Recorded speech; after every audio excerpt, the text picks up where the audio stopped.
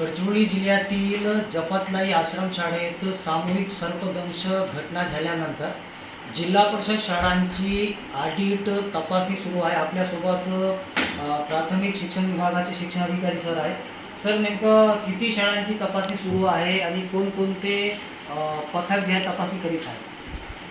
तर आपल्याकडे आपण सर्वच जे गट शिक्षणाधिकारी आहेत त्यांना आपण सांगितलेलं आहे की एक टीम बनवून सर्व शाळांमध्येच त्यांना जे ऑडिट आहे, सोशल ऑडिट ते करायचं आहे।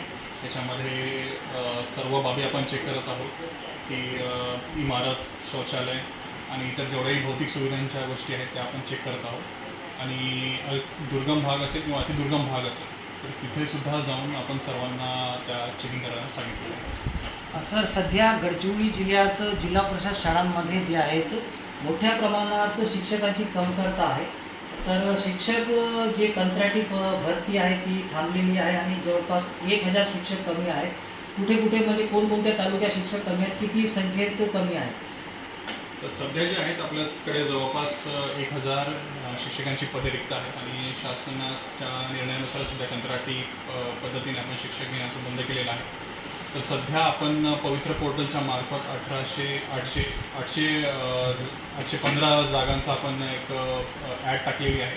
तर त्याचा प्रोसेस सुरू आहे सध्या आणि ती 1 ते 2 महिन्याच्या अंतर्गत पूर्ण संपून जाईल आणि त्याच्यानंतर आपल्याला एक बऱ्यापैकी शिक्षकांचा जत्था आपल्याला भेटेल। आणि सर, सध्या एटापल्ली भामरागड तालुक्यात गट शिक्षणाधिकाऱ्यांनी भेटीदरम्यान 9 शिक्षक जे आहेत ते गैरहजर होते। तर कुठे ना कुठे म्हणजे सुट्टी न घेता शिक्षक गैरहजर होते, कोणती कारवाई करण्यात येणार शिक्षक?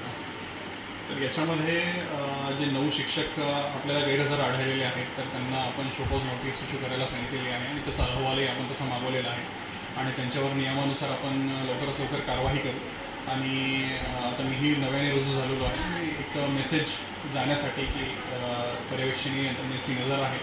मीसुद्धा दुर्गम किंवा अतिदुर्गम भागांमध्ये जाऊन शाळा व्हिजिटीचं प्लॅनिंग लवकरच करणार आहे। आपण बघू शकतो शिक्षणाधिकारी प्राथमिक विभागाचे बोलत होते। आणि गडचिरोली जिल्ह्यात मोठ्या संख्येत शिक्षकांच्या कमतरतेमुळे विद्यार्थ्यांचे शिक्षण जे आहे ते सध्या धोक्यात आलेले आहे। हे पोर्टल पद्धत जे आहे ते आता म्हणजे किती दिवसात पूर्ण होईल याकडे विद्यार्थ्यांचे किंवा पालकांचे लक्ष लागलेले आहे।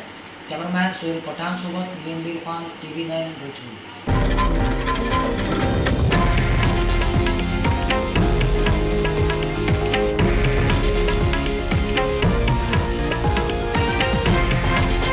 हे आहे देशातील नंबर 1 न्यूज नेटवर्क आणि आपण पाहत आहात TV9 मराठी, एकमेव।